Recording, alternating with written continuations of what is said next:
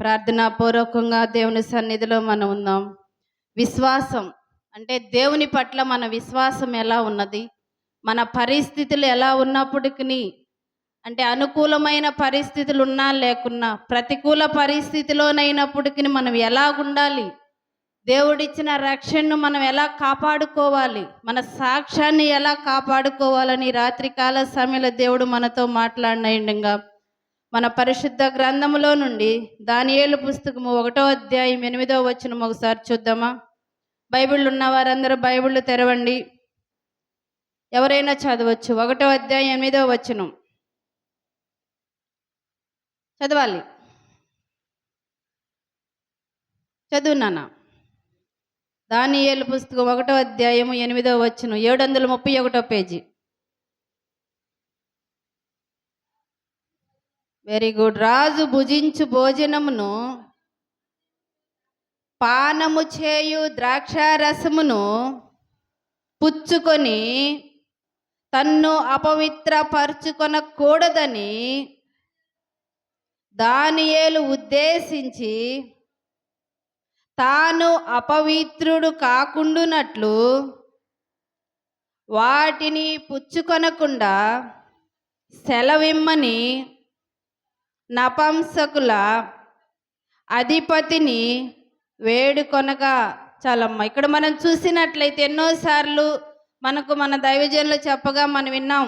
ఏంది ఈ దానియేలు ఎవరు? దానియేలుకి అంటే ఈ భోజనం గురించిన సంగతి ఎన్నోసార్లు విన్నాం మనం. అంటే దానియేలుని, అదేవిధంగా దానియేలు యొక్క స్నేహితులు షడ్రక్, మేషక్, అబేద్నెగో అనువారిని ఇక్కడ మనం చూసినట్లయితే బబులోను రాజు అయిన నెబుకద్నెజరు దగ్గరికి అంటే బందీలుగా తీసుకొచ్చి అక్కడుంచి వారిని మంచి ఫుడ్ పెట్టి వారిని మంచిగా పోషించి వారిని వాళ్ళల్లో తెలివి కలిగిన వారిని అక్కడ పని చేయించుకోవటానికి తగినట్టుగా మంచి భోజనం పెట్టాలని, రాజు తినే భోజనం పెట్టాలని వారిని తీసుకొచ్చినప్పుడు దానియేలు ఏమంటాడంటే ఇక్కడ మనం చూసినట్లయితే 1వ అధ్యాయం 8వ వచనంలో, రాజు భుజించు భోజనము పానీయము ద్రాక్షారసం పుచ్చుకొని నన్ను నేను అపవిత్రపరచుకొనలేను. అంటే మనం ఒకసారి ఆలోచించినట్లయితే అదే పరిస్థితి మనకు వచ్చి మనల్ని మంచి ప్లేస్కి తీసుకొని వెళ్ళి మనం తినకూడని ఆహారం, మనం భుజించకూడని ఆహారం, మనం చేయకూడని కార్యంలో మనల్ని పాలు పంపులు పొందమంటే దేవుడు లేడు ఏమి లేడని మనం ఎలాగ స్వేచ్ఛగా దేవుణ్ణి కూడా మర్చిపోయి విలీనమైపోతామో. కానీ ఇక్కడ దానియేలు అలా చేయలేదంట. ఏమి చేశాడంటే, నేను ఆ భోజనాన్ని పుచ్చుకొని నన్ను నేను అపవిత్రపరచుకొనలేను, దేవుని ఆజ్ఞను నేను మీరలేను అని ఆయన అక్కడ వారి మీద ఉన్న అధిపతి నపంసకుడికి చెప్పినప్పుడు ఆ దానియేలు మీదంట దయ కలిగి సరేనని ఒప్పుకున్నప్పుడు రాజు భోజనము తిన్న వారి కంటే వీరంట ఇంకా మొఖాలంట తేజోమయంగా మంచిగా ఉన్నాయంట. చూడండి, హల్లెలూయా. అంటే దేవుడు ఆ దానియేలులో ఉన్న విశ్వాసాన్ని చూసి ఇంకా మంచిగా, అంటే ఆ ఫేస్ మంచిగా ప్రకాశింప చేయటానికి ఇక్కడ ఆయన విశ్వాసాన్ని బట్టి దేవుడు అక్కడ మంచిగా ఆయన విశ్వాసాన్ని వ్యక్తపరిచే విధంగా చేశాడు. అదేవిధంగా దానియేలు పుస్తకంలో 3వ అధ్యాయము 16వ వచనంలో కూడా మనం చూసినట్లయితే చదువుదాం ఒకసారి. 3వ అధ్యాయం 16వ వచనంలో షడ్రక్, మేషక్, అబేద్నెగో వారు రాజుతో ఇలాగ చెప్పారంట. ఏమని? నెబుకద్నెజరు ఇందును గురించి నీకు ప్రత్యుత్తరం ఇవ్వాలన్న చింత మాకు లేదు. మేము సేవించుచున్న దేవుడు ఈ మండుచున్న వేడిమి గల ఈ అగ్నిగుండములో నుండి మమ్మలను తప్పించి రక్షించుటకు సమర్థుడు. మరియు నీ వశమున నుండకుండా ఆయన మమ్మలను రక్షించును.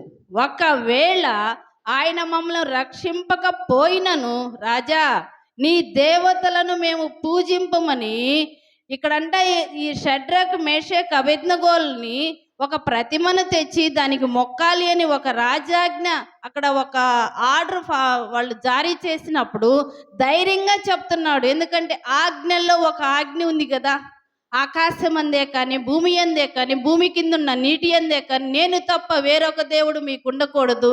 అంటే దేవునికే ఫస్ట్ ప్రయారిటీ ఇవ్వాలి, దేవునికే మొక్కాలి, దేవుని దగ్గరే మనం మోకాళ్ళు వేయాలి. ఇక్కడ రాజును సైతం ఎదిరించేంత విశ్వాసము ఈ షడ్రక్, మేషక్, అబేద్నెగోలు ఇక్కడ మనం చూసినట్లయితే, అయ్యా పేరు పెట్టి పిలుస్తున్నాడు. ఏమని? నెబుకద్నెజరు అని పిలిచి చెప్తున్నాడు, మీరు నిలబెట్టిన ప్రతిమకు మేము నమస్కారం చేయము, ఎందుకంటే మేము నమ్ముకున్న మా దేవుడు మమ్మల్ని రక్షించే సమర్థుడు. ఒకవేళ రక్షింపకపోయినను కూడా మీరు నిలబెట్టిన ప్రతిమకు మేము నమస్కారము చేయమని ఎంతో విశ్వాసముతో, దృఢ నమ్మకముతో వారు గట్టిగా చెప్పగలిగారు. అంతటి విశ్వాసాన్ని మనము కలిగి ఉండాలి, అంతటి ధైర్యాన్ని మనము కలిగి ఉండాలి. అంతటి ధైర్యం, విశ్వాసం ఎప్పుడు వస్తుందంటే దేవునితో సత్సంబంధాలు కలిగి, దేవుని సన్నిధిలో మనం నిత్యము ప్రార్థిస్తూ ఆయన ముఖ దర్శనము చేయగలిగే అనుభవంలోనికి మనం వచ్చినప్పుడు ఆ పరిస్థితులు అనుకూలముగా ఉన్నా లేకున్నా ధైర్యముగా మనం ఎదుర్కోవటానికి ఆ శక్తిని, బలాన్ని, విశ్వాసాన్ని దేవుడు మనకు అనుగ్రహిస్తాడు. హల్లెలూయా. అక్కడ పరిస్థితులు అనుకూలంగా లేవు, అక్కడ మొక్కకపోతే తీసుకెళ్ళి ఎక్కడేస్తారు? అగ్నిగుండంలో. ఆ మాట విని వినక తలిక రాజు కంట కోపం ఎక్కువైపోయి ఆ మండుచున్న అగ్నిగుండాన్ని ఇంకా 7 అంతలు ఎక్కువ చేశాడంట. చూడండి, అక్కడ ప్రాణం పోతుంది అని తెలిసినా కూడా ప్రాణానికైనా తెగించారు, కానీ రాజీ పడే భక్తి వాళ్ళు చేయలేదు, అనుకూలమైన భక్తి వారు చేయలేదు, రాజును సంతోషపెట్టే భక్తి వారు చేయలేదు. ఈ రాత్రికాల సమయంలో దానియేలు గురించి, షడ్రక్, మేషక్, అబేద్నెగోల గురించి మనం ఎన్నోసార్లు వినినప్పటికీ అది ఒక స్టోరీలాగా విని వదిలేస్తున్నామే, కానీ అట్టి విశ్వాసాన్ని, అట్టి ధైర్యాన్ని మేము ఎందుకు పొందుపుచ్చుకోలేకపోతున్నాం? మేము ఎందుకు దేవుని సన్నిధిలో నిష్ఠగా ఉండలేకపోతున్నాం? ఒకవేళ మనకున్న సంస్కృతిని బట్టి, మనకున్న ఆచారాలను బట్టి, మనం ఉన్న ఈ విలేజ్లో ఉన్న ఈ మానవ సమాజంలో మనం ఉన్నాం కాబట్టి ఈ జీవన శైలిని బట్టి మనం వాటి అన్నిటికీ మౌళ్ళయి, వాటికి లోబడి ఆ నలుగురిలో ఉన్నప్పుడు చేయకపోతే మమ్మల్ని ఏమన్నా ప్రత్యేకంగా చూస్తారేమో, మాతో పలకరేమో, మమ్మల్ని త్రోసివేస్తారేమో, అంటే వెలివేస్తారేమో అన్న ఉద్దేశంతో మనం అన్ని ఆచారాల్లోకి నిమగ్నం అయిపోతాం, అన్నిట్లో పాలుపంపులు పొందుతాం. అది దేవునికి విరుద్ధమని తెలుసు, ఆయనకు వ్యతిరేకమని తెలుసు, కానీ కూడా మనం ఏం చేస్తామంటే ఎవరు చూడట్లేదు అన్నట్లుగా మనం ముందు కొనసాగుతూ ఉంటాం. ఈ రాత్రికాల సమయంలో దేవుడు చెప్తున్నాడు, మనకు సూటిగా మాట్లాడుతున్నాడు దేవుడు మనతోటి. ఈ షడ్రక్, మేషక్, అబేద్నెగోలు ప్రాణాలను సైతం పణంగా పెట్టి మా దేవుడు మమ్మలను రక్షింప సమర్థుడు. ఒకవేళ మమ్మలను రక్షించకపోయినను కూడా మేము ఆ ప్రతిమకు నమస్కారము చేయము. చూడండి, అలాంటి విశ్వాసాన్ని మనం కలిగి ఉండాలి. ఇంకొకటి మనం చూసినట్లయితే దానియేలు పుస్తకంలోని 6వ అధ్యాయం 10వ వచనంలో మనం చూసినట్లయితే ఒక శాసనాన్ని, అంటే వీరు మంచిగా అభివృద్ధి చెందుతున్నారు, అందరి మీద పెద్దగా ఉన్నారు, వీరి మీద ఏదో ఒక నెపాన్ని మోపి వీరిని ఎట్లాగైతేనేమి ఇక్కడి నుంచి తొలగించాలని కొందరు కుయుక్తితోటి ఒక శాసనాన్ని కొనసాగిస్తారు. రాజు దగ్గరికి వెళ్ళి, అయ్యా ఒక 30 దినాలు ఎవరికే సమస్య వచ్చినా ఏది చేయాలన్నా మనుషులతో కాదు, వచ్చి ఈ మీ ముందే నమస్కరించి అది విన్నవించుకోవాలి, ఎవరికి ప్రార్థనలు చేయకూడదు, యాచనలు చేయకూడదని ఒక జీవో పాస్ చేయమన్నప్పుడు, రాజు జీవో పాస్ చేసినప్పుడు ఈ దానియేలు ఎప్పుడు కూడా యెరూషలేము వైపు తిరిగి ఆ కిటికీ తీసి ముమ్మారు దేవుని సన్నిధిలో ప్రార్థించేవాడు. ఈసారి దానియేలుని ఎట్టయితే మనము పట్టించాలి అని, అలా చేయని పక్షమున ఆ వ్యక్తిని సింహాల బోన్లో వేయాలని ఒక పన్నాగం పన్ని ఒక జీవోను పాస్ చేసినప్పుడు అట్టి పరిస్థితుల్లో కూడా దానియేలు దేవునితో సత్సంబంధాన్ని విడిపోలేదంట, ప్రార్థించే అనుభవానికి దూరం కాలేదంట. ఎప్పటి వలె ఆ కిటికీ తలుపులు తీసి మోకాళ్ళేసి ప్రార్థన చేసినప్పుడు అప్పుడు వచ్చి వెంటనే చెప్తారు, ఇదిగో ఫలానా వ్యక్తి ఈ విధంగా చేస్తున్నాడంటే తీసుకెళ్ళి సింహాల బోనులు వేయమన్నప్పుడు ఆ సింహాల బోనులో సైతము దేవుడు దానియేలును కాపాడాడు. హల్లెలూయా. చూడండి, ప్రాణం పోతుంది, సింహాల బోనులో వేస్తే నేను మరణిస్తానని తెలిసి కూడా నా దేవుని నేను ప్రార్థించకుండా ఉండలేను, నా దేవునికి నేను మొరపెట్టకుండా ఉండలేను, ఆయన ముఖ దర్శనము చేయకుండా నేను ఉండలేను అని ప్రాణానికి సహితం తెగించి దానియేలు ఏ విధంగా ప్రార్థించారో మనమైతే దేవుని సన్నిధికి వస్తే ఏదన్నా రేషన్ కార్డ్ చేస్తామనో, దేవుణ్ణి సేవిస్తే లేదంటే వచ్చే బెనిఫిట్స్ తీసేస్తామంటే ఏం చేస్తాం? దేవుడికి ఎప్పుడైనా మనం చెప్పుకోవచ్చులే, ఈ బెనిఫిట్స్ పోతే ఎక్కడ వస్తాయని అనుకూలమైన భక్తి మనం చేస్తాం. కానీ వీరు అలా చేయలేదు. నలుగురు దేవుని కోసం నిలబడ్డారు కాబట్టి రాజు దేవుని మహిమపరచటానికి, వీరు సేవించుచున్న దేవుణ్ణి అందరూ సేవించాలని రాజు నోట పలికే విధముగా అక్కడ మనం చూడగలుగుతున్నవి. దానియేలు పుస్తకంలో మనం చూసినట్లయితే మాటలతో కాదు, క్రియలతోటి దేవుణ్ణి వ్యక్తపరిచారు. వారు నేను క్రైస్తవులమి అని మనం చెప్పుకోవటం కాదు, కానీ మన విశ్వాసం క్రియాపూర్వకంగా ఉండాలని ఈ రాత్రికాల సమయంలో దేవుడు మనతో మాట్లాడుచున్నాడు. అదేవిధంగా మనం చూసినట్లయితే దేవుని పైన దృఢమైన నమ్మకాన్ని వారు ఉంచారు. ఇంకోటి, ప్రతికూల పరిస్థితుల్లో కూడా స్థిరంగా నిలబడ్డారు. మూడోది మనం చూసినట్లయితే పవిత్రతకు కట్టుబడి ఉన్నారంట. మమ్మల్ని మేము అపవిత్రపరుచుకోలేము, దేవునికి దూరస్తులుగా మేము ఉండలేము అని వారు నిష్ట కలిగి ఉన్నారు. కాబట్టి దేవుడు వారిని సింహాల బోను నుంచి తప్పించాడు. అగ్నిగుండములో పడినప్పటికి అగ్ని వాసన అంటే ఆ స్మెల్ అనేది బట్టలకు కూడా అంటకుండా చల్లగా ఉన్నట్లుగా, మనమైతే కొంచెం పొగ దగ్గర మంట దగ్గర కూర్చుంటే ఆ స్మెల్ మన శరీరానికి బట్టలకి వస్తుంది కదా, పొగాసన. ఆ స్మెల్ కూడా వాళ్ళకి రాకుండా దేవుడు కాపాడాడు. ఇంకోటి మనం చూసినట్లయితే దేవుడు వారిని అంచెలంచెలుగా ఆశీర్వదిస్తూ వారందరి మీద అధిపతులుగా అంటే మెయిన్ వ్యక్తులుగా వారిని ఎన్నుకున్నారు, అంటే నిలవబెట్టారు. చూడండి, దేవుని మీద విశ్వాసంతో మనం ముందుకు కొనసాగినప్పుడు, అంటే మన విశ్వాసంగా కొనసాగితే దేవుడేదో ప్రతిఫలం ఇస్తాడని ఆశించటం కాదు, కానీ నేను నిష్ట కలిగి ఉండాలి, విశ్వాసముతో ముందుకు కొనసాగాలి అని ఎప్పుడైతే మనం ముందుకు కొనసాగుతామో జీవితాన్ని దేవుడు మనకిస్తాడు. అందరికన్నా ఉన్నత స్థితిలో మనల్ని ఉంచుతాడు. అదేవిధంగా బైబిల్లో కొందరు స్త్రీలను మనం చూసినట్లయితే వారి విశ్వాసాన్ని బట్టి వారు ఎలా ముందుకు కొనసాగరనేది మనం ఒకసారి చూద్దాం.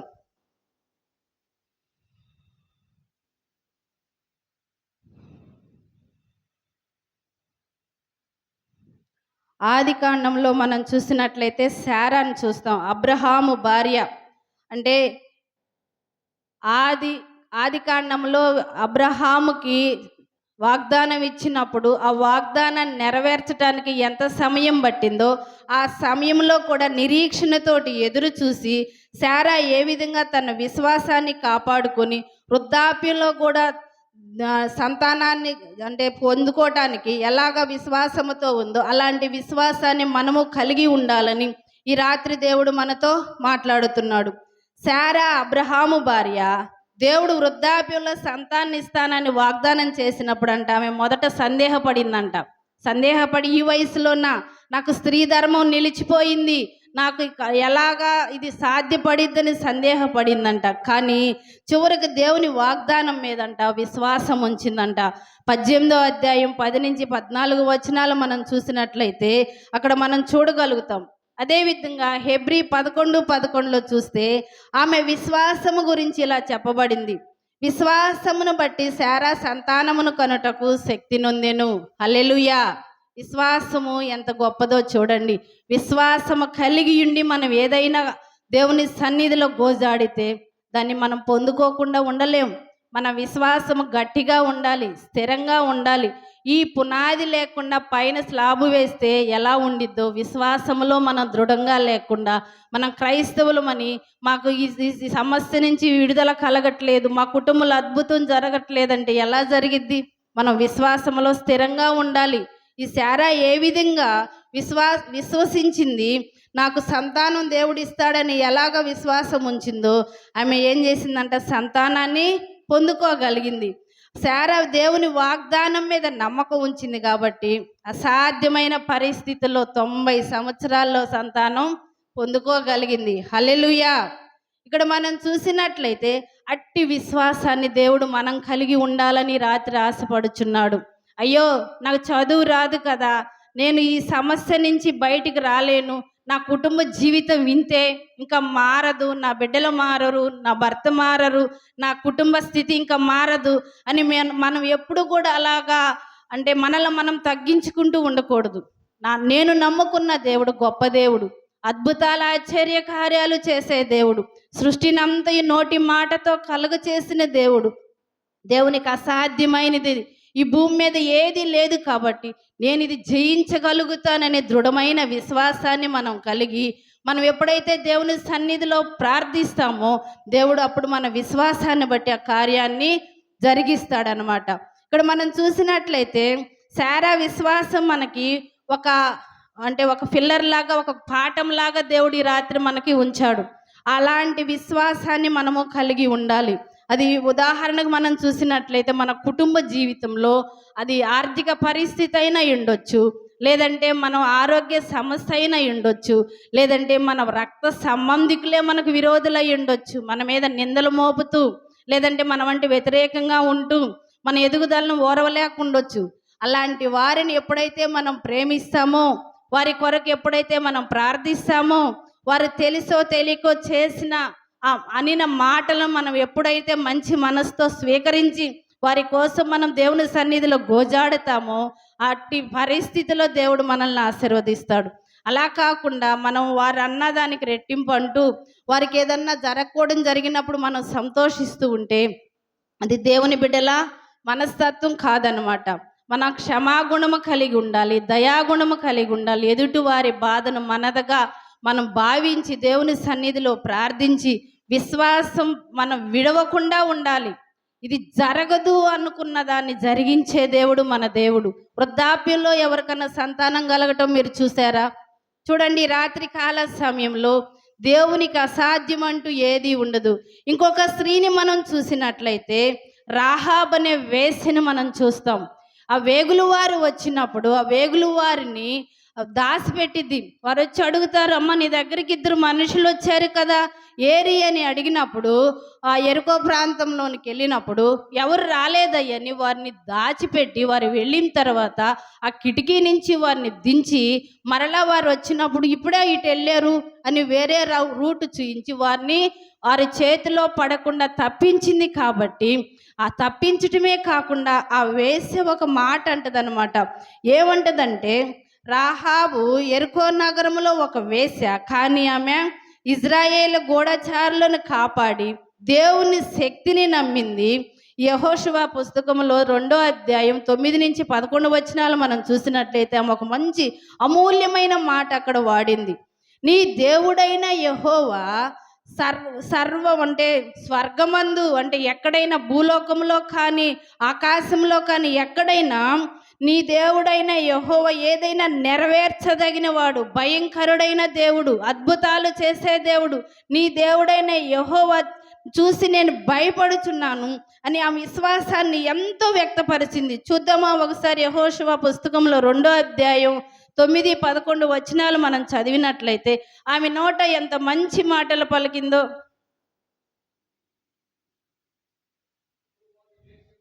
యెహోవా ఈ దేశమును మీకు ఇచ్చుచున్నాడనియు భయము పుట్టుననియు, ఈ భయము వలన దేశ నివాసులందరికీ ధైర్యము చెడుననియు నేను ఎరుగుదును. హల్లెలూయా. చూడండి ఎంత మంచి మాట. ఆమె వేసైనప్పటికి దేవుని యందు ఎంత విశ్వాసాన్ని ఉంచింది, దేవుని గురించి ఎంత మంచిగా తెలుసుకుంది. తెలుసుకోవటమే కాకుండా మంచిగా పలికిందనమాట. అక్కడ మనం చూస్తే 2వ అధ్యాయం 11వ వచనంలో 9 నుంచి 11లో మనం చూసినట్లయితే ఆమె నేను వినినప్పుడు గుండెలు కరిగిపోయెను, మీ దేవుడైన యెహోవా పైన ఆకాశమందును క్రింద భూమి యందును దేవుడే. హల్లెలూయా. చూడండి, పైన ఆకాశమందును కింద భూమి యందును దేవుడే. మీ ఎదుట ఎట్టి మనుషులకైనను ధైర్యమే మాత్రము ఉండదు. దేవుని స్తోత్రం చెల్లిద్దామా? హల్లెలూయా. చూడండి, మన దేవుడు ఎంత గొప్ప దేవుడు. మనం నమ్ముకున్న దేవుడు అద్భుతాలు ఆశ్చర్య కార్యాలు చేసే దేవుడు, శత్రువుల గుండెలో భయాన్ని కలుగు చేసే దేవుడు. అట్టి దేవుణ్ణి ఆమె గుర్తించింది కాబట్టి ఆమె పలుకుతుంది, అయ్యా మీ దేవుడు గొప్ప దేవుడు కాబట్టి ఇదిగో మిమ్మల్ని నేను కాపాడాను, మీరు నాకు ఒక్క సహాయం చేయండి. చూడండి, సహాయం చేయమని అడిగి మీరు ఈ దేశాన్ని నాశనం చేయటానికి కాల్చివేయటానికి వచ్చినప్పుడు నా కుటుంబాన్ని కాపాడమని అడిగి వారి దగ్గర ఒక ఎర్రదారము తీసుకుని ఆ కిటికీ కట్టి, చూడండి, తనతో పాటు తన రక్త సంబంధికులందరినీ కాపాడుకోగలిగింది. ఒక వేశ్య. మనం ఎలా ఉన్నాం? దేవుని సన్నిధికి వస్తున్నాం, మనం రక్షణ పొందామని చెప్పుకుంటున్నాం, దేవుని సన్నిధిలో నిత్యము ప్రార్థిస్తున్నామని చెప్పుకుంటున్నాం, కానీ పాపంలో పడి నశించిపోవచ్చిన మన రక్త సంబంధికుల కొరకు, మన బంధువుల కొరకు, మన ఇరుగు పొరుగు వారి కొరకు, మన గ్రామంలో దేవుని గుర్తెరగని బిడ్డల కొరకు ఎప్పుడైనా దేవుని సన్నిధిలో విజ్ఞాపనలో అంటే ఉపసించి ప్రార్థించామా? గోజాడేమా? ఒక్క బొట్టైన కన్నీరు కార్చామా దేవుని సన్నిధిలో? ఈ రాత్రి దేవుడు మనల్ని సూటిగా అడుగుచున్నాడు.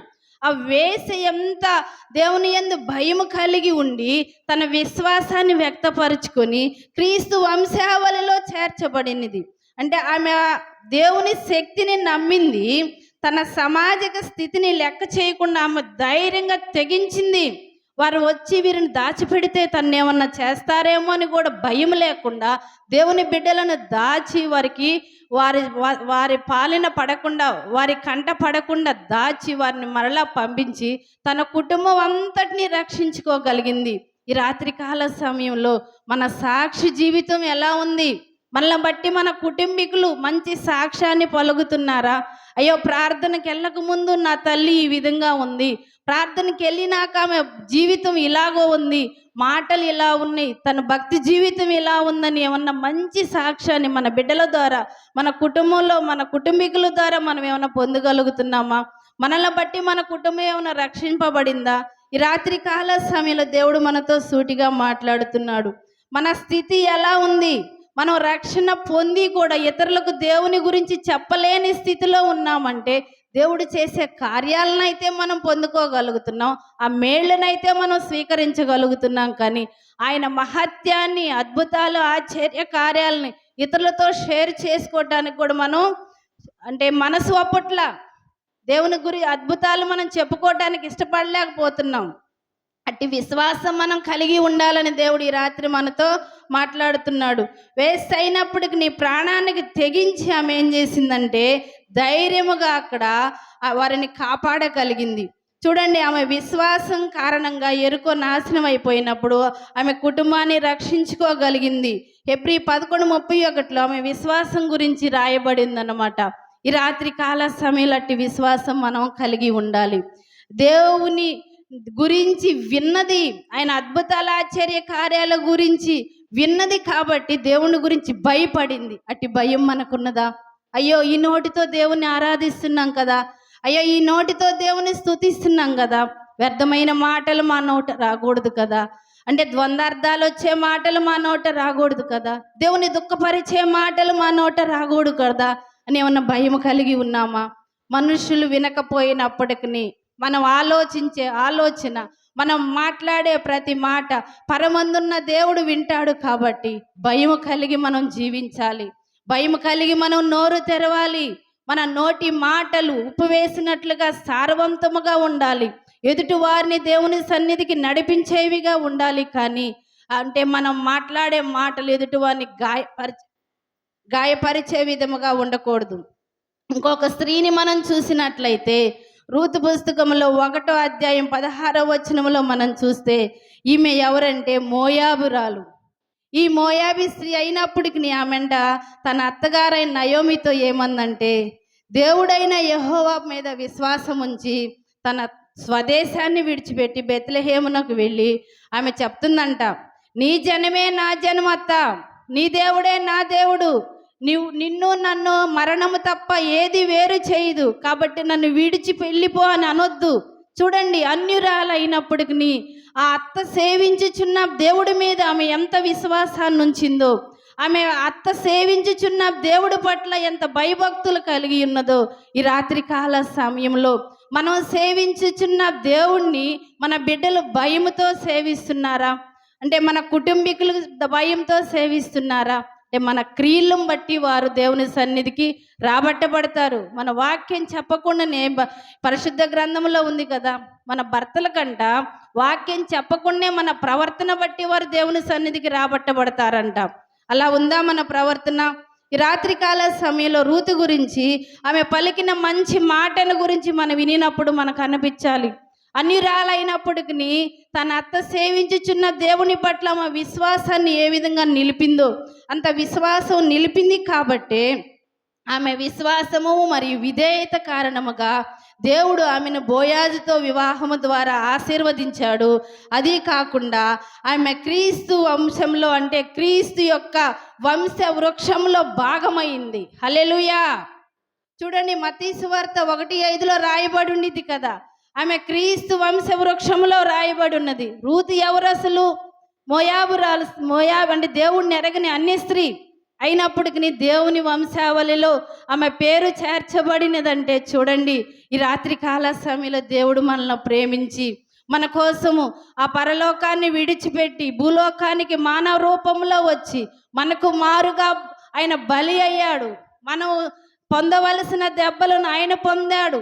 మనం పొందవలసిన నిందల అవమానాలను ఆయన భరించాడు. మనం మోయవలసిన సిలువను ఆయన మోసాడు. ఆయన భుజముల మీద ఆయన రాజ్యభారం ఉన్నప్పటికీ ఆ వీపు మీద ఆ కొరడాతో కొట్టినప్పుడు, ఆ కొంకితో అది లాగినప్పుడు ఆ సాళ్ళ వలె దున్నబడిందంట. మనం చేసిన పాప దోషాలే ఆయన మీద వేసుకున్నాడు. చూడండి, నోటి మాటతో కూడా ఆయన ఒక్క పాపము కూడా చేయలేదు.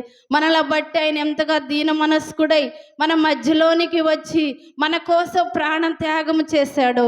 ఆయన ప్రాణ త్యాగాన్ని మనం జ్ఞాపకం చేసుకొని, అయ్యో నేను ఈ మాట మాట్లాడకూడదు కదా, ఈ ప్రవర్తన నేను ప్రవర్తించకూడదు కదా, నేను క్రియల ద్వారా విశ్వాసాన్ని వ్యక్తపరచాలి కదా, నా ద్వారా దేవుని నామం అవమానపరచబడకూడదు కదా, అన్నిల్లో నా నోటిని నేను జాగ్రత్తగా కాచుకోవాలి కదా, జ్ఞానము కలిగి నా నోరు తెరవాలి కదా, నా దేవుణ్ణి నేను దుఃఖపరచకూడదు కదా, నా దేవుని నామాన్ని నేను అవమానపరచకూడదు కదా, నా కోసం రక్తము కార్చాడు, నా కోసం ప్రాణం పెట్టాడు కదా అని మనం భయము కలిగి నడుచుకున్నట్లయితే ఈ సమాజంలో దేవుని వాక్యాన్ని మనం చెప్పకుండానే మన ప్రవర్తన బట్టి అనేకులు దేవుని సన్నిధికి నడవగలుగుతారు, రాబట్టబడతారు.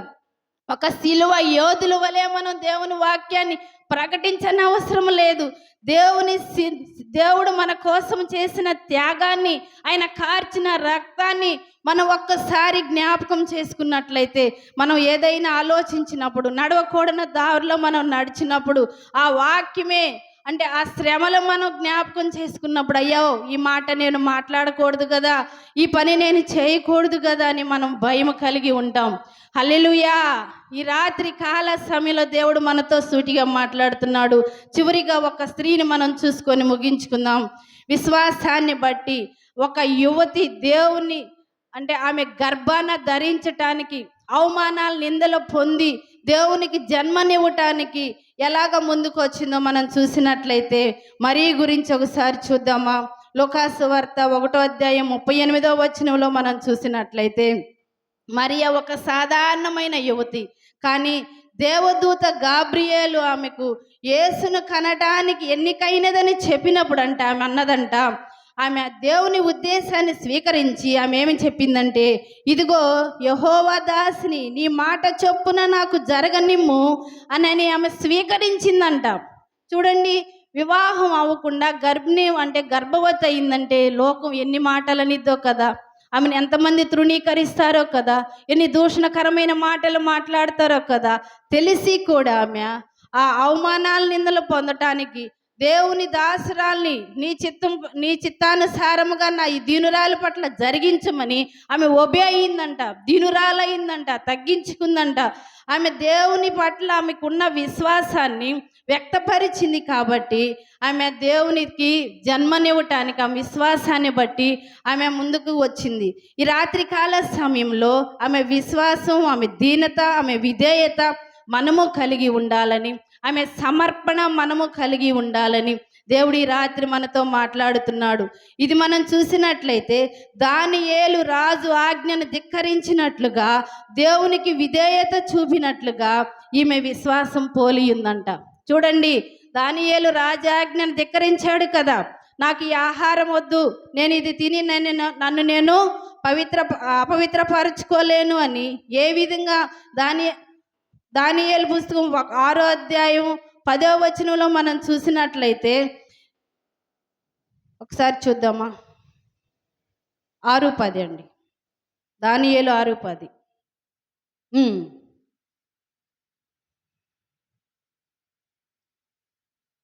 6వ అధ్యాయం 10వ వచనంలో చూసినట్లయితే, ఇట్టి శాసనము సంతకము చేయబడినని దానియేలు తెలుసుకొనినను అతను తన ఇంటికి వెళ్ళి యథాప్రకారముగా అనుదినము ముమ్మారు మోకాళ్ళుని తన ఇంటి పైగది కిటికీలు యెరూషలేము తట్టునకు తెరవబడి ఉండగా తన దేవునికి ప్రార్థన చేయుచు ఆయనను స్తుతించుచూ వచ్చెను.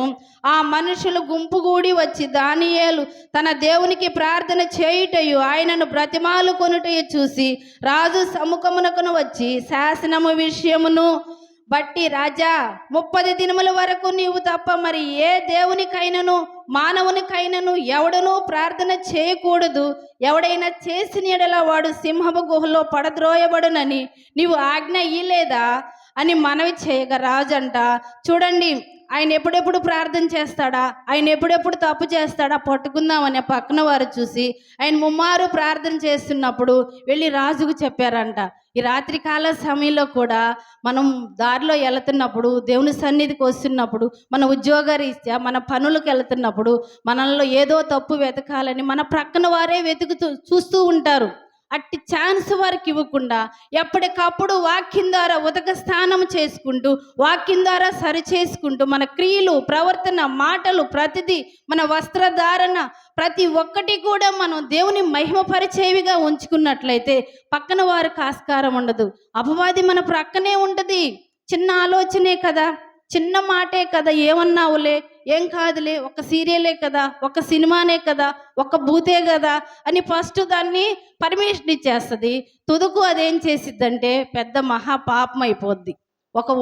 ఒక ఒంటెని మేపే వ్యక్తి అంట ఒంటెని తీసుకొని వెళ్ళి ఒక చోట రెస్ట్ తీసుకుంటున్నప్పుడు, చిన్న అంటే ఎడారిలో పోతున్నప్పుడు అక్కడ ఏమీ లేవంట, ఒక గుడారంలాగా వేసి తనును ఆ ఒంటిని పడుకోబెట్టుకున్నప్పుడు చిన్న చిన్నగా వంట అంట ఏం చేసిందంటే, ఆ బయట ఉన్న వంట ఈ లోపల ఇతను పడుకున్నాడు, ఆ టెంట్ బయట ఒంటి నుంచాడు. ఇంకా చిన్నగా తల పెట్టినప్పుడు తలే కాదంట్లే నూరుకున్నాడంట. తర్వాత కొంచెం వచ్చిందంట, ఆ పనిలే పాపం చలి పుడుతుందేమో అనుకున్నాడంట. ఇంకా మొత్తం వచ్చి తను బయటికి నెట్టేసిందంట. పాపం కూడా అలానే ఉంటుంది. చిన్న మాటే కదా, చిన్న అంటే సీరియలే కదా, లేదంటే ఇది ఏం కాదులే, కొంచెమే కదా అనుకుంటాం. కానీ అది రేపు మనం అదొక వ్యసనంగా మారిపోయి దేవుణ్ణి సైతం విసర్జించే విధముగా అది దృఢంగా మన హృదయంలో నాటకపోయినప్పుడు మనకు అంటే నిత్యజీవం ఉండదు. ఇంకా తెలియక చేస్తే దేవుడు క్షమిస్తాడు, కానీ తెలిసి మనం పాపం చేస్తే దానికి మనం పర్యవసానం అనుభవించాల్సి వస్తుంది. కాబట్టి రాత్రికాల సమయంలో ఈ స్త్రీలను మనం చూసినట్లయితే వారి జీవితాల్లో చూడండి ఎంత విశ్వాసాన్ని వ్యక్తపరిచారో. దేవుని గుర్తెరగనప్పటికీ, అన్యులైనప్పటికీ గొప్ప సాక్షులుగా వారు నిలవబడగలిగారు. ఈ రాత్రికాల సమయంలో శారా వాగ్దానం మీద విశ్వాసం ఉంచినట్లు అసాధ్యమైన పరిస్థితుల్లో జీవించి దానియేలు స్వప్నం గురించి వివరాన్ని ఏ విధంగా దేవుని మీద ఆధారపడి దేవుని సన్నిధిలో ప్రార్థించి రాజుకు వివరణ ఇచ్చినట్లుగా ఆమె విశ్వాసాన్ని ఎంతో గట్టిగా నమ్మకంగా పట్టుకుంది. కాబట్టి వృద్ధాప్యంలో సంతానాన్ని పొందుకోగలిగింది. అదేవిధంగా రాహాబ్ అనే స్త్రీని చూసినట్లయితే దేవుని శక్తిని నమ్మింది, ధైర్యముగా నిర్ణయం తీసుకుంది. ఎలాగంటే షడ్రక్ మేషక్ అబేద్నెగోలు అగ్నిగుండములో నిలిచినట్లుగా, అంటే మేము ఆ గుండములో పడిపోయినా పర్లేదు, మమ్మల్ని మా దేవుడు రక్షించపోయినా పర్లేదు, కానీ ఆ ప్రతిమకు మేము మొక్కమన్నట్లుగా రాహాబ్ అనే స్త్రీ ఎంతో ధైర్యంగా నిర్ణయం తీసుకుంది. అదేవిధంగా రూతును చూసినట్లయితే దేవునిపై నమ్మకంతో అనిశ్చిత భవిష్యత్తుని ఎదుర్కొంది. ఎలాగంటే దానియేలు బబులోను సంస్కృతిని, దేవుని ఆజ్ఞలకు కట్టుబడి ఆ తిండి నేను తిని నేను అపవిత్రపరచుకొనలేను, నా దేవునికి నేను దూరం ఉండలేను అని ఏ విధంగా ఖచ్చితంగా చెప్పగలిగాడు. అలాంటి జీవితాన్ని మనము జీవించాలి. అదేవిధంగా ఎస్తేరు విషయంలో మనం చూసినట్లయితే తన ప్రార్థన మరియు విశ్వాసము ధైర్యముగా, అంటే ఆమె రాజు సమక్షంలోనికి వెళ్ళటానికి అనుకూలమైన పరిస్థితి లేనప్పటికీ తన ప్రాణాన్ని పణంగా పెట్టి యూదా జనాంగాన్ని కాపాడుకోవటానికి ఉపవాసముతో ప్రార్థించి ధైర్యముతోటి రాజు సముఖానికి వెళ్ళి తన ప్రజలకు జరుగుచున్న అన్యాయాన్ని వివరించి ఆత్మీయ జ్ఞానం పొందుకుంది. ఏ విధంగా తన ప్రజలను కాపాడుకోగలిగిందో ఈ రాత్రి కాల సమయంలో దేవుడు మనల్ని మాట్లాడుతున్నాడు ఏమిటంటే, అలాంటి ఆత్మీయమైన జ్ఞానము కలిగిన స్త్రీలుగా మనం ఉండాలని, అలాంటి విశ్వాసం అనే పటిమను మనం కలిగి ఉండాలని, దేవుని పట్ల మనం నమ్మకమైన, అంటే ఏదో ప్రతిఫలం వస్తుందని ఆశించటం కాదు, కానీ విశ్వాసములో దృఢంగా ఉంటే మనకు వచ్చే ప్రతిఫలం ఎంతో ఉన్నతముగా ఉంటుంది. కాబట్టి అందరం లేచి నిలబడి, దేవా నిజమేను నాయన, దానియేలులాగా మేము నాయన ముమ్మారు ప్రార్థించలేకపోతున్నామయ్యా,